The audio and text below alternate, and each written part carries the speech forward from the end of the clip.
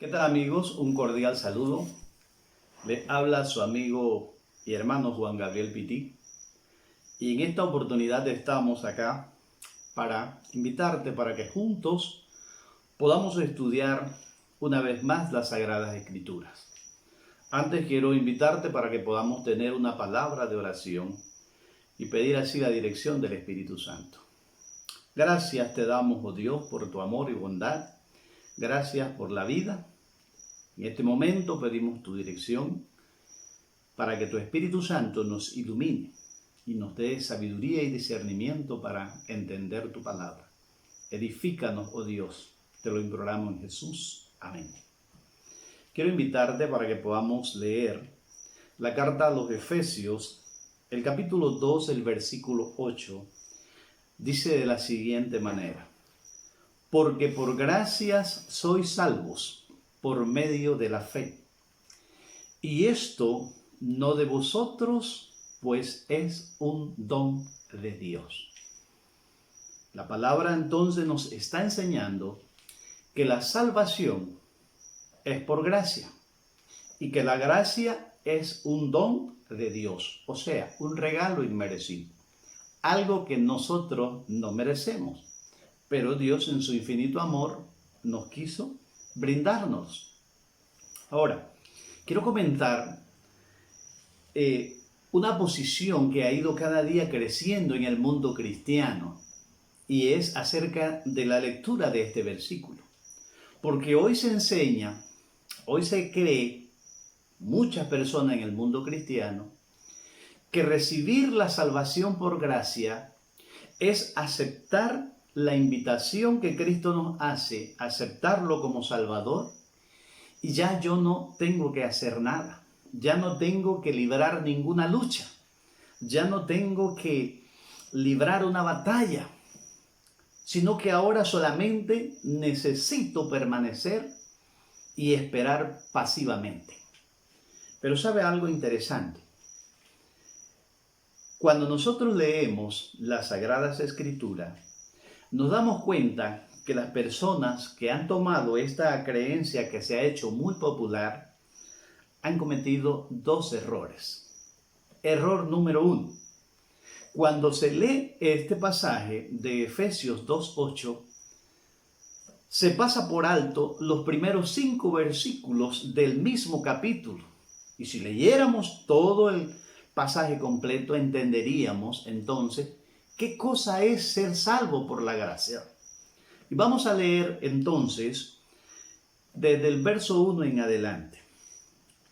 Dice así la palabra de Dios: Él os dio vida a vosotros cuando estabais muertos en vuestros delitos y pecados, en los cuales anduvisteis en otro tiempo. Miren, amigo, cómo habla la palabra. Se nos está hablando de una conducta que en otro tiempo nos estuvo, en una situación de muertos espirituales. Sigue diciendo la palabra: siguiendo la corriente de este mundo, conforme al príncipe de la potestad del aire, el espíritu que ahora opera en los hijos de desobediencia. Entre ellos vivíamos también todos nosotros en otro tiempo. Miren ustedes cómo está hablando Pablo. Andando en los deseos de nuestra carne, haciendo la voluntad de la carne y de los pensamientos, y éramos por naturaleza hijos de ira, lo mismo que los demás. Pero Dios, que es rico en misericordia, por su gran amor con que nos amó, aun estando nosotros muertos en pecado, nos dio vida juntamente con Cristo. Por gracia sois salvos. Ahora miren algo interesante. El pasaje nos está hablando de un estilo de vida que llevábamos antes de conocer a Cristo. Dice la palabra que éramos llevados por los impulsos de la carne, los malos deseos que llegan a los pensamientos, y éramos por naturaleza hijos de ira, hijos de desobediencia. Pero ¿qué sucede? Cuando la gracia vino, nos encontró muertos en delitos y pecados.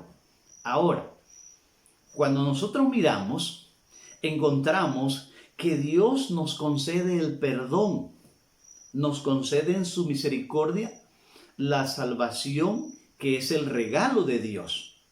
Pero el pasaje acá nos está hablando también que éramos, ¿qué cosa? Desobedientes. Teníamos un estilo de vida que ahora que hemos recibido la gracia de Dios, ese estilo de vida era tiempo pasado. Entonces nosotros podemos captar, según lo que la palabra de Dios nos enseña, que cuando se recibe la salvación por nuestro Señor Jesucristo, somos salvos de la consecuencia del pecado, pero también somos sacados de ese mundo de pecado para vivir una nueva vida, una vida en Cristo Jesús. No puede ser que nosotros hoy estemos pensando que somos salvos por ese regalo, por ese don que Dios nos da, pero seguimos la antigua manera de vivir. Seguimos con las mismas formas de ese antiguo hombre. Eso contrasta con lo que la palabra de Dios nos enseña. Entonces, veamos el segundo aspecto. Las personas que han asumido esa creencia en el mundo cristiano, de que hoy no hay que librar ninguna lucha, yo no tengo que hacer nada, no tengo que cumplir ningún requerimiento, solo tengo que creer. Y así se está enseñando en muchas partes, en muchos lugares. Pasan por alto algo. ¿Y qué es? El no permitir que las Sagradas Escrituras nos enseñe qué cosa realmente es la gracia de Dios o qué involucra recibir la gracia de Dios. Y de eso se trata lo que en esta hora queremos estudiar basado en la Sagrada Escritura. Para ello, quiero invitarte ahora que pasemos a la carta de 2 de Corintios. Vamos a leer el capítulo 12 y vamos a estar leyendo a partir del versículo 8. Vamos a ver lo que dice el versículo 8 de 2 de Corintios, el capítulo 12. Miren lo que el apóstol Pablo está comentando. Y dice así: respecto a lo cual 3 veces he rogado al Señor que lo quite de mí. Y me ha dicho: bástate mi gracia, porque mi poder se perfecciona en la debilidad. Por tanto, de buena gana me gloriaré más bien en mis debilidades, para que repose sobre mí el poder de Cristo.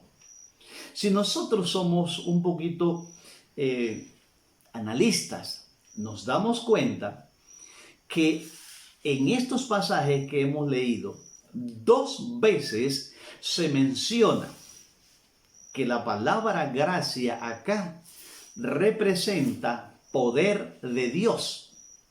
Miren algo interesante.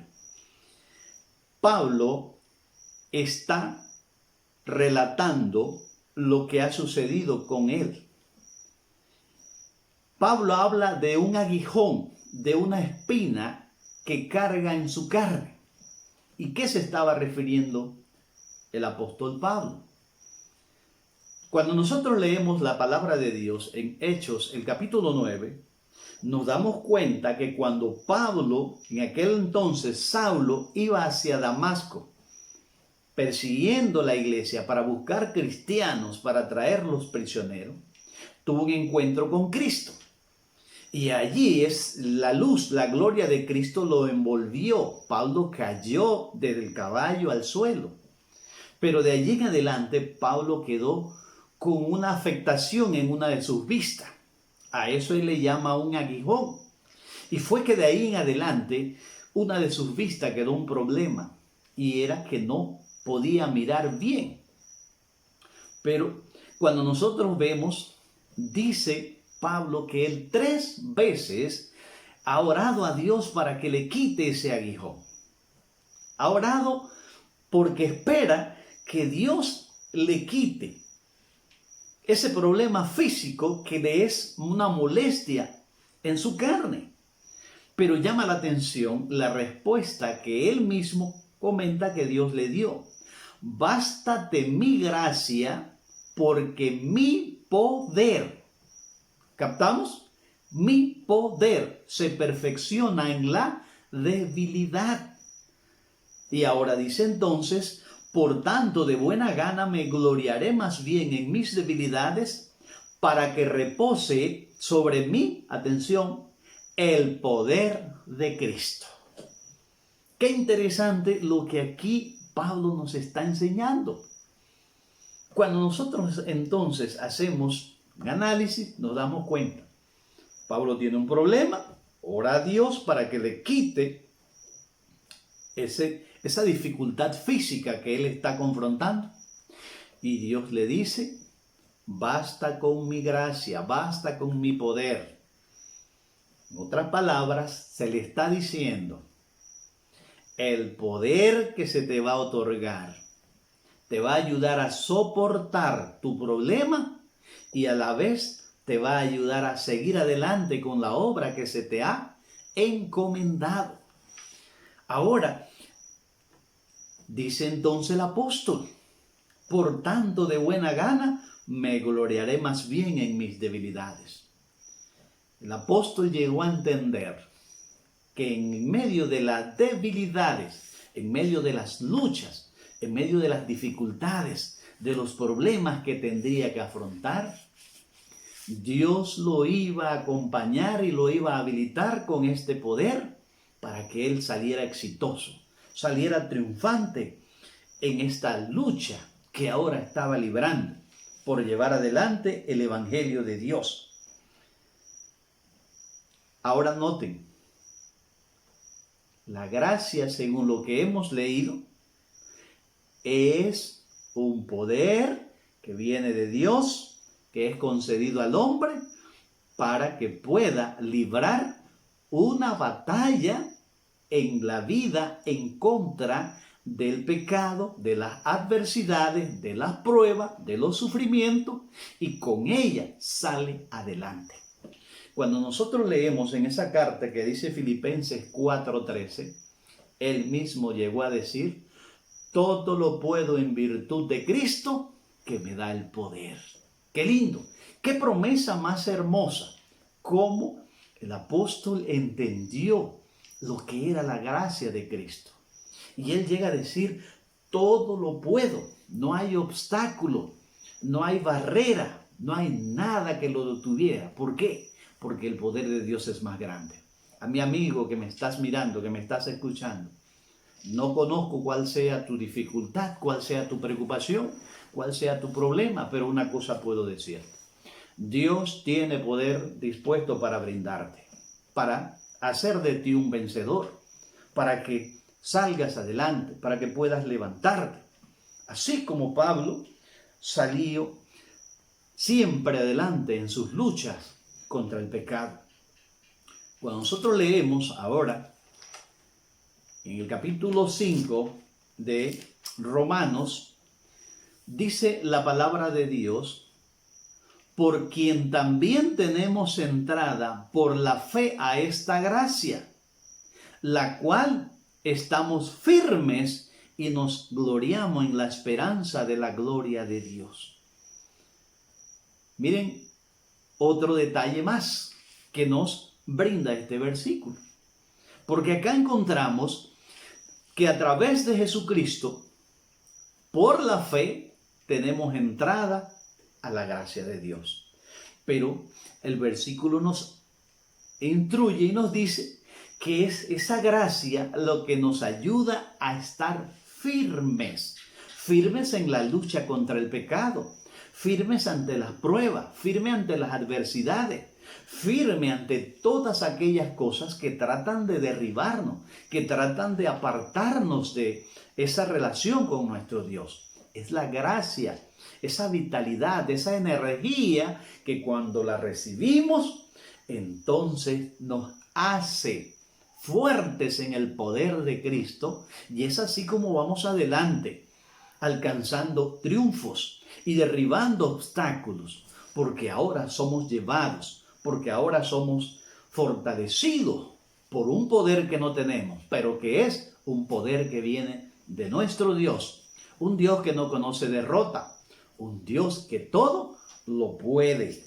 Eso es importante que nosotros podamos entender, porque es una energía espiritual que Dios nos envía. Y es esta energía la que nos capacita para luchar, para librar esa batalla que hoy estamos librando, para ser vencedores. Esa es la garantía del triunfo en la vida cristiana. ¿Por qué? Porque no es un poder humano, no es una fuerza de cualquier hombre, no. Es el poder de Dios, mediante el Espíritu Santo, claro está, que es la que nos habilita para librar esas batallas, esas luchas, para no desanimarnos, sino para perseverar. Quiero que en este momento pueda meditar en la siguiente consideración que quiero hacer. ¿Por qué se hizo necesario que Dios le concediera su gracia a todo hombre? ¿En qué momento de la historia del ser humano se hace necesario que Dios nos envíe este poder sobre cada ser humano? Para nosotros captar y entender mejor lo que es vivir bajo el poder de la gracia, tenemos que conocer entonces el origen, el momento inicial cuando Dios necesitó para salvar al hombre, para sacarlo de ese hoyo profundo donde el hombre cayó. Noten cómo Dios hace para sacar al hombre de esa situación. Y para ello tenemos que irnos entonces al origen mismo, al libro de Génesis. Y en el libro de Génesis nosotros vamos a encontrar información. En el capítulo 2 del libro de Génesis vamos a encontrar lo siguiente. Vamos a leer el versículo 16 y el versículo 17. Dice así la palabra de Dios. Y mandó Jehová Dios al hombre diciendo: de todo árbol del huerto podrás comer, pero del árbol del conocimiento del bien y el mal no comerás, porque el día que de él comiere, ciertamente morirás. Aquí encontramos nosotros entonces que en el jardín del Edén, dice la Escritura, que Dios le dio un mandato, Dios le dio una orden, un mandamiento. ¿En qué consistía este mandato? De todos los árboles que hay en el huerto puedes comer. Quiere decir que ese jardín estaba lleno de árboles frutales. Pero Dios ha decidido reservarse un árbol para él. Y ahora le hace entender a Adán: de ese árbol no debes comer, porque el día que de él comieres, ciertamente morirás. Ahora miren algo. ¿Era un mandato que Dios le había dado a Adán, sí o no? Correcto. ¿Era malo el mandato? No era malo, porque habían muchos árboles donde Adán podía tomar cualquier fruto, solamente de uno. Ahora, Adán quedó sujeto a vivir o a morir, dependía de él. Si él obedecía el mandato o el mandamiento que Dios le había dado, viviría sin ningún problema. Pero si él desobedecía la voz de Dios, entonces tendría que enfrentar la muerte. Ahora, vamos a la palabra de Dios en el libro de Romanos, y nosotros vamos a leer en el libro de Romanos, el capítulo 5, dice la palabra de Dios de la siguiente manera. Romanos 5:12, miren lo que dice la Escritura. Por tanto, como el pecado entró en el mundo por un hombre, y por el pecado la muerte, así la muerte pasó a todos los hombres, por cuanto todos pecaron. Miren cómo lo presenta la Biblia. ¿Cómo entró el pecado en este mundo? Dice la Escritura que por un hombre. ¿Quién? Adán. Ahora, el pecado trajo la muerte. Dios le había dicho a Adán: si comes de este árbol, ciertamente vas a morir. Y aquí ahora la palabra de Dios entonces nos está dando una información que es muy importante. Si el acto de desobediencia que Adán cometió, la Biblia acá lo describe como pecado. Entonces la pregunta, ¿qué cosa es pecado según la palabra de Dios? Cuando nosotros leemos la carta de Primera de Juan, el capítulo 3, el versículo 4, miren lo que dice la Escritura en este capítulo y específicamente en el versículo 4. Todo aquel que comete pecado infringe también la ley, pues el pecado es infracción de la ley. Quiere decir entonces que en el jardín del Edén estaba la ley de Dios. Claro que sí. Ahí estaba la santa y divina ley de Dios. ¿Cómo nos damos cuenta? Por lo que acabamos de leer. Pecado es transgresión a las órdenes directas de Dios. Y eso fue precisamente lo que Adán hizo. Ahora, podemos entender el punto. Cuando el hombre pecó, quedó condenado a la muerte eterna. Fue por eso que se hizo necesario, para salvar al hombre, que Dios concediese este don inmerecido. Ese es un acto de amor que Dios hace a favor del pecador. No lo merece, pero Dios no quiere perder a sus criaturas. Entonces, nos damos cuenta que la gracia vino por causa del pecado. El hombre estaba caído, estaba sin esperanza, y solo Dios podía salvarlo. Por eso leemos en Romanos 6:23, porque la paga del pecado es la muerte, mas la dádiva de Dios es la vida eterna en Cristo Jesús, Señor nuestro. Gloria a Dios por esa declaración, porque en ella nosotros encontramos que en el momento que el hombre peca, el hombre se hundió en un abismo profundo donde no podía salir por él mismo. El hombre quedó perdido, quedó merced a la condenación. Estaba sin esperanza. Pero ese Dios que es amor, ese Dios que es misericordia, ese Dios que tanto nos ama, entonces vino en busca de su criatura y allí le ofreció ese don inmerecido. Dios decide perdonar al hombre.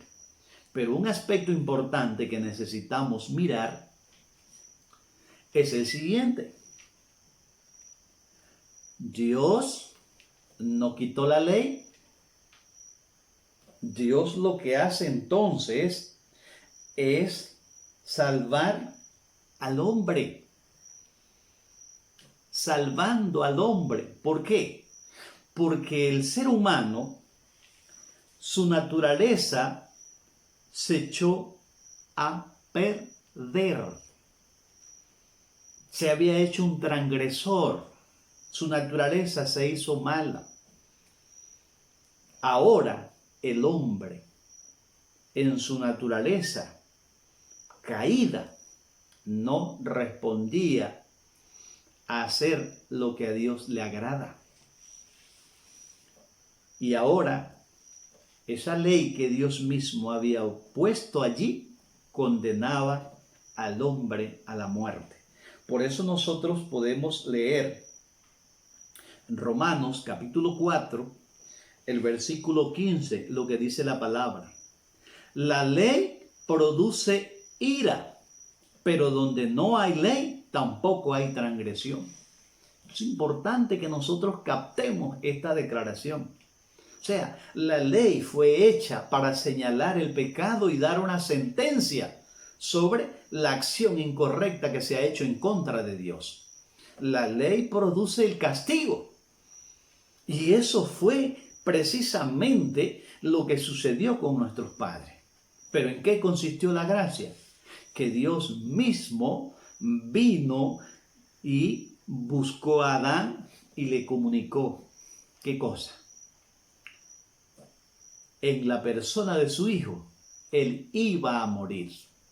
Miren, muchas personas dicen hoy en día que la ley fue clavada en la cruz. Si eso hubiese sido cierto, entonces Cristo no hubiese tenido que morir.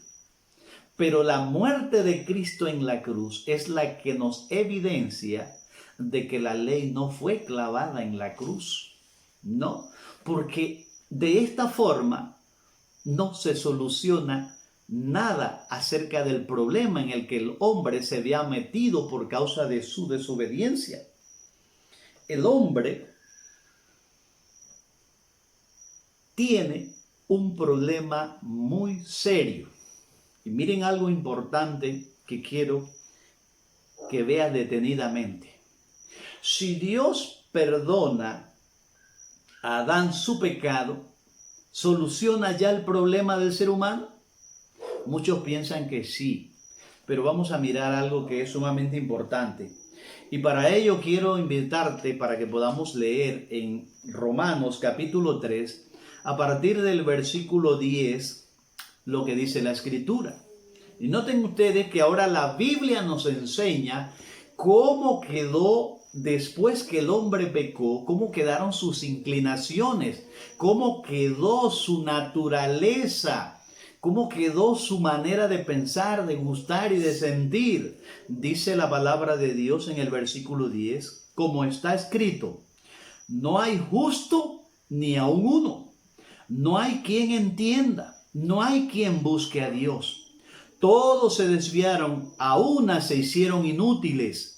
No hay quien haga lo bueno, no hay ni siquiera uno. Sepulcro abierto es su garganta, con su lengua engañan. Veneno de víbora hay debajo de sus labios. Su boca está llena de maldición y de amargura. Sus pies se apresuran a derramar sangre. Destrucción y miseria hay en sus caminos. No hay conocimiento de paz, no hay respeto de Dios delante de sus ojos. Esto lo dice la palabra de Dios para describir la condición del hombre después que pecó. Quiere decir esto entonces que perdonando el pecado del hombre no se solucionaba el problema del hombre. ¿Por qué? Porque no solo el hombre cometió un acto de desobediencia contra Dios que tenía que ser castigado, sino que ahora también su naturaleza se hizo mala. Sus inclinaciones ya no responden a la voluntad de Dios, sino ahora hacer solo lo malo. Y como dice acá, no hay justo uno. No hay temor, no hay respeto delante de Dios. O sea, el hombre quedó perdido, quedó enemistado, quedó distanciado de Dios. Y es así como nosotros ahora miramos lo que Dios hace para salvar al hombre de ese hoyo profundo en el que el hombre había caído. Miren, Dios no solucionó el problema del hombre clavando la ley en la cruz. No, es iniciando un proceso de restauración en la naturaleza humana. ¿Cómo empezó esto? ¿Cómo empezó Dios esta obra? ¿Qué fue lo que Dios hace para empezar este proceso de restauración en esa naturaleza que ahora solo responde a lo malo? Vamos a la palabra de Dios, nuevamente al Génesis, el capítulo 3, vamos a leer el versículo 15. Y ahí hay una declaración muy importante para nosotros, porque allí está Dios Padre, le está hablando a la serpiente y allí está Adán y Eva presentes. Y allí Dios está pronunciando una sentencia. Dice así el versículo 15: pondré enemistad entre ti y la mujer, entre tu simiente y la simiente suya. Esta te herirá la cabeza y tú le herirás el talón. Miren algo interesante en esta declaración. Dice Dios, voy a poner una enemistad, voy a levantar una muralla, voy a intervenir para crear una enemistad. Qué impresionante lo que Dios tiene que hacer para salvar a la raza humana. ¿Por qué? Porque la serpiente es el originador del pecado. Y ahora el hombre fue seducido, desobedeció a Dios y obedeció a la serpiente. Quiere decir que si Dios no interviene, se hubiesen unido en contra de Dios. Pero aquí ahora Dios dicta una sentencia. Me voy a poner en medio. Voy a levantar una enemistad para que no se unan. La pregunta entonces es la siguiente. ¿Qué es lo que levanta la enemistad entre el pecador y el originador del pecado? ¿Qué es lo que Dios pone en el ser humano pecador para que se levante, resista y se aparte del autor del pecado? ¿Qué es eso? Precisamente es el poder de Dios, es la gracia divina. Hay una cita muy importante en un libro que se llama El conflicto de los siglos, y es una cita muy interesante, porque dice en la página 560, la gracia que Cristo derrama en el alma es la que crea en el hombre enemistad contra Satanás. Clarito, la gracia de Dios es ese poder que Dios derrama en el ser humano y crea una enemistad contra Satanás. Ahora miren, sin esta gracia transformadora y este poder renovador, el hombre seguiría siendo esclavo de Satanás, siempre listo para ejecutar sus órdenes. Miren, gracia transformadora, poder renovador. Cuando se recibe, ahora el hombre, ¿qué sucede? El hombre tiene esa vitalidad para resistir al pecado, para apartarse de Satanás, para buscar ese refugio, ese amparo, esa unión con Cristo. Así que vemos algo interesante. Cuando la gracia de Dios es recibida, produce enemistad contra Satanás, número 1. Número 2, produce ahora amistad con Dios. Y número 3, un poder que Dios nos concede para levantarnos en la lucha contra el pecado, para que no sigamos tirados en el suelo, sino que ahora que somos vitalizados por este poder, entonces somos capacitados para librar una lucha, una batalla con nuestras propias malas inclinaciones, malos deseos, malos propósitos, malos actos, malos pensamientos, malos sentimientos. Todo lo que no está en armonía con Dios. Por eso cuando nosotros vamos a esa carta que está allá en el libro de Tito, el capítulo 2, leemos el versículo 11. Dice así la palabra de Dios. La gracia de Dios se ha manifestado para salvación a toda la humanidad. ¡Qué hermoso! Si todo ser humano quisiera buscar de Dios y aceptar este poder, todo ser humano tendría la esperanza de la salvación y la victoria en la lucha con el pecado.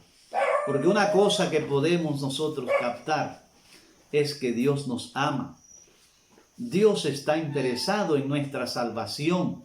Dios quiere que todos vengamos a un arrepentimiento para que seamos salvos mediante su poder.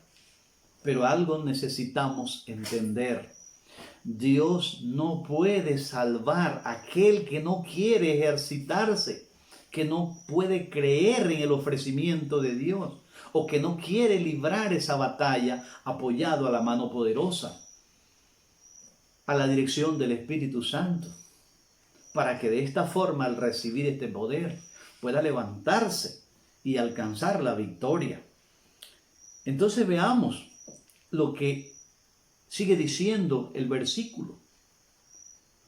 Y nos enseña que renunciando a la impiedad y a los deseos mundanos, vivamos en este siglo sobria, justa y piadosamente, mientras aguardamos la esperanza bienaventurada y la manifestación gloriosa de nuestro gran Dios y Salvador. ¡Qué lindo! Hay dos aspectos importantes. La gracia, por un lado, nos enseña a renunciar a los deseos mundanos, a la impiedad, de tal manera que podamos vivir de acuerdo a la voluntad de Dios. Eso es la gracia, ese es el efecto, ese es el resultado de recibir este poder. Entonces, las personas que hoy están diciendo que solo somos salvos por creer, sin librar ninguna batalla, sin renunciar a aquellas cosas que contradicen o chocan con la voluntad de Dios, están en un grave error. Están pensando algo que la Biblia, la palabra de Dios, no apoya. ¿Por qué? Porque la salvación no solamente es esa condonación de la deuda del pecado. Salvación por la gracia es ese equipamiento que Dios nos hace con su poder para levantarnos, para luchar contra nuestras propias malas inclinaciones, malos deseos, malos actos. Y que con ese poder aprendemos a renunciar. Por eso dice la Escritura en 2 Corintios 5:17, si alguno está en Cristo, nueva criatura es, las cosas viejas pasaron, vida pasada, he aquí todo es nuevo. No se puede pensar que hoy soy salvo por la gracia de Cristo, pero sigo viviendo al estilo antiguo, sigo andando en las mismas andanzas del viejo hombre, las mismas viejas inclinaciones, los gustos erróneos, los pensamientos equivocados y toda mala acción que Dios condena. Esa no es una enseñanza correcta de la salvación por la gracia de Dios. Miren qué importante es que nosotros captemos lo que en este momento estamos analizando. El capítulo 8 del libro de Romanos, en el versículo 1, miren cómo lo presenta nuevamente el apóstol Pablo. Y dice así la palabra de Dios. Ahora pues, ninguna condenación hay para los que están en Cristo Jesús. Fíjense algo interesante. Cuando estamos en Cristo Jesús, no hay condenación. ¿Por qué? Porque Cristo nos perdona, nos limpia de todo pecado. Pero viene la segunda parte, que es sumamente importante también. Y dice el texto, los que no andan conforme a la carne, sino conforme al Espíritu. Entonces vemos algo sumamente interesante. La salvación es, en este momento, al estar en Cristo, al ser perdonado, ya no hay condenación. Ya he recibido la salvación de Cristo. Pero ahora noten algo interesante. El hecho de guardar la ley y caminar según la voluntad del Espíritu Santo es para no perder la salvación que Cristo me ha otorgado. Yo no guardo la ley para ganar salvación. La salvación ya Cristo me la ha otorgado. Ahora pues ninguna condenación hay para los que están en Cristo Jesús. Ya me he entregado, ya hice ese pacto de amor con Cristo Jesús. Ya Él ha perdonado mis pecados. Ya Cristo me ha entregado la salvación. Entonces, ¿por qué ahora guardo la ley? ¿Por qué ahora camino de acuerdo a la voluntad del Espíritu? Porque no quiero ofender a mi Dios. Porque no quiero perder la salvación que Cristo me ha otorgado. Y el pasaje es importante porque nos enseña algo que es muy valioso para nosotros y no debemos de olvidar. Los que están en Cristo no andan según la naturaleza carnal, andan según la voluntad del Espíritu Santo. Y ahora nos preguntamos, ¿cómo se camina? ¿Cómo se vive? ¿Cómo se nota cuando una persona realmente está bajo la dirección del Espíritu Santo? Entonces, miren lo que dice el capítulo 5 de Gálatas. Gálatas, el capítulo 5 nos enseña a nosotros cómo vive, cómo camina, cómo se desenvuelve una persona cuando está lleno del Espíritu Santo y está en la persona de Cristo Jesús. Versículo 22 de Gálatas 5. Pero el fruto del Espíritu es amor, es gozo, es paz, paciencia, benignidad, bondad, fe, mansedumbre, dominio propio. Contra tales cosas no hay ley. Y ahora el versículo 24 dice, pero los que son de Cristo han crucificado la carne con sus pasiones y deseos. Si vivimos por el Espíritu, entonces andemos en el Espíritu. Entonces ha venido la libertad realmente. Pero el versículo 24 hace una aclaración.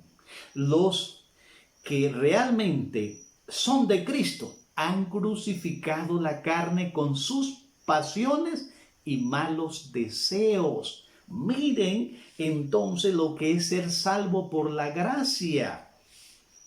Humanamente no se puede alcanzar esta meta. Pero gracias a Dios, a su Espíritu Santo y a este poder maravilloso que Dios nos da, entonces somos habilitados. Y ese es el proceso de todos los días, esa batalla, esa lucha. Una, por desarraigar de nuestra vida esa naturaleza con sus malas inclinaciones. Y podemos mirar algo interesante, porque al nosotros leer el versículo ahora 19, dice la palabra de Dios, manifiestas son las obras de la carne, que son el adulterio, la fornicación, la inmundicia, la lujuria, la idolatría, hechicerías, enemistades, pleitos, celos, iras, contiendas, divisiones, herejías, envidia, homicidio, borrachera, orgía y cosas semejantes a estas. Os advierto, como ya lo he dicho antes, que los que practican tales cosas no heredarán el reino de Dios. ¡Qué cosa más interesante! Es el evangelio de salvación. Un cristiano que está viviendo bajo el poder de Cristo, bajo el poder del Espíritu Santo y que ha recibido la gracia de Dios, estará alejado de todos estos frutos porque son frutos de la carne. Nada de enemistades, nada de pleitos, nada de divisiones, nada de malos tratos al amigo, al vecino, a la esposa, al esposo, a los hijos, no. Nada de fornicación, nada de adulterio, porque son frutos de la carne. Ahora la Biblia nos dice a nosotros que cuando permanecemos en Cristo y hemos recibido este poder de Dios, ahora nuestra vida es nueva. Ahora existe amor, que es lo que nos permite estar en paz con todo. La paz, el gozo, la alegría. Todas estas cosas que es lo que refleja realmente el carácter de Dios. Y muchas personas no nos ponemos a analizar detenidamente que lo que la ley nos enseña a nosotros es a contemplar la belleza del carácter de Dios. Porque en ella nosotros encontramos que Dios lo que quiere es la paz, el amor, la armonía entre los seres humanos.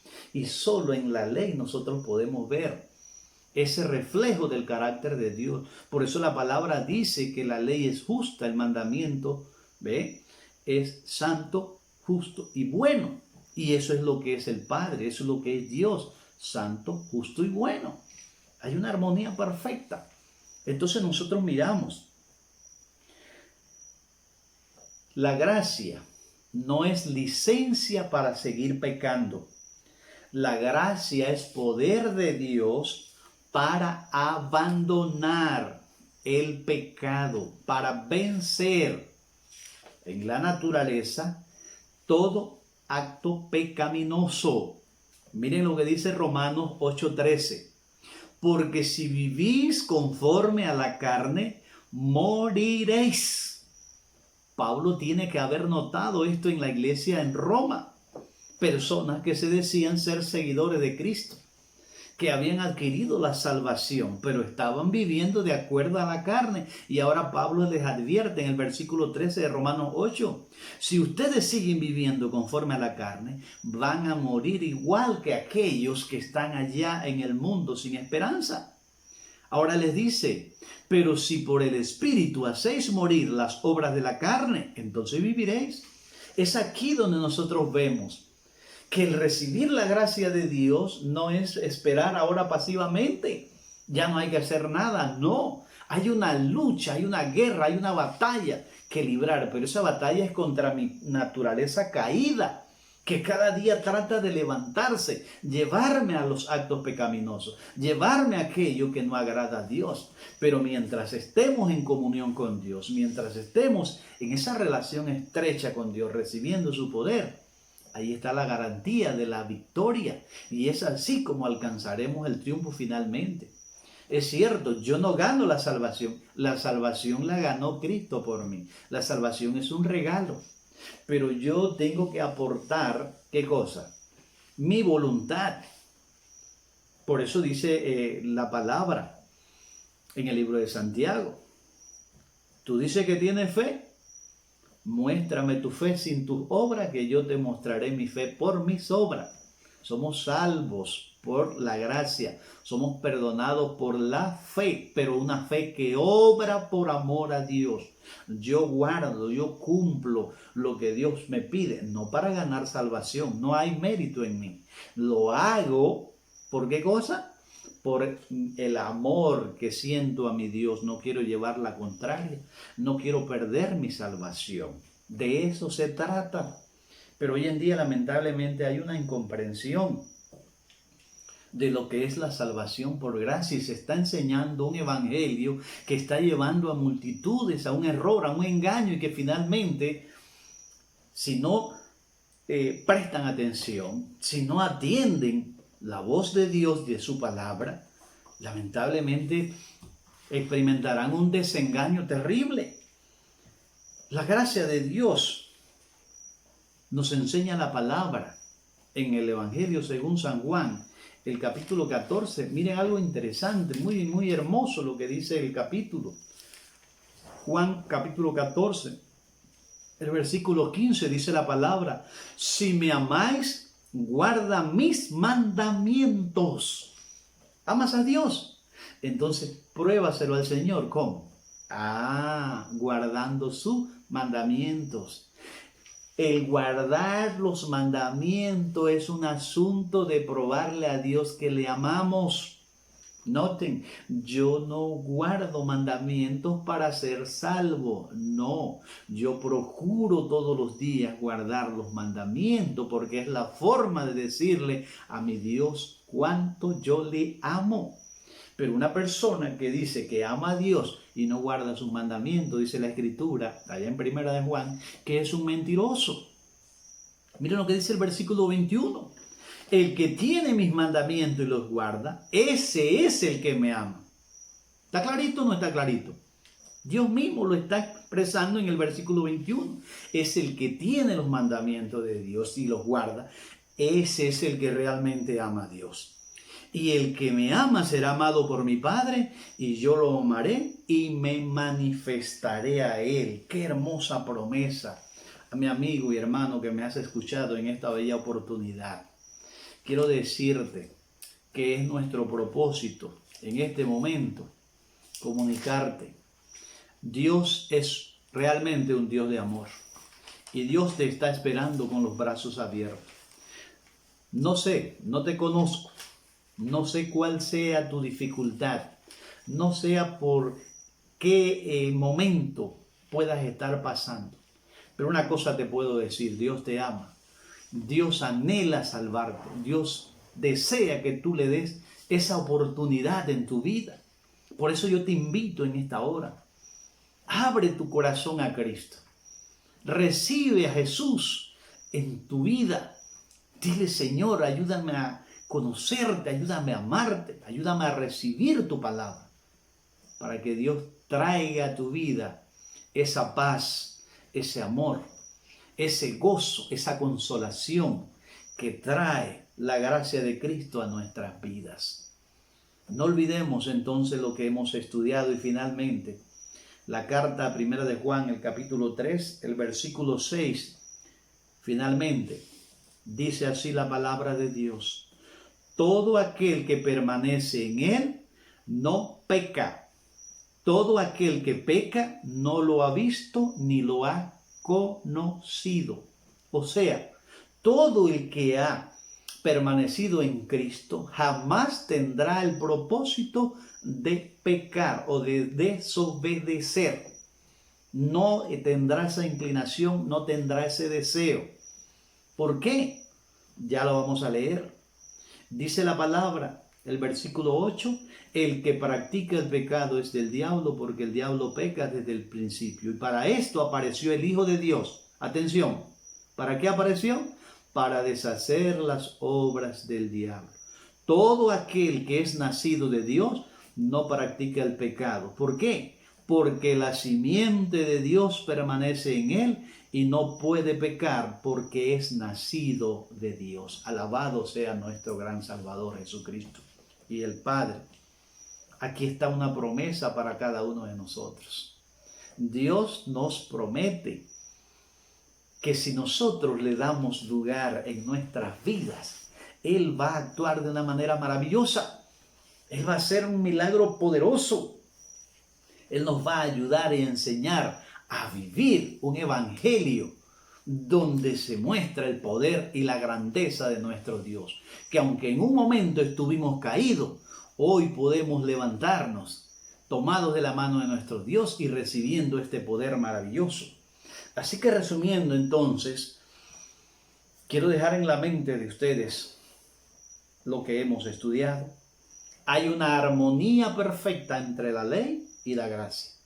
Hoy existe para el hombre la gracia, el don inmerecido, pero también el poder de Dios que nos vigorizó para luchar en contra del pecado.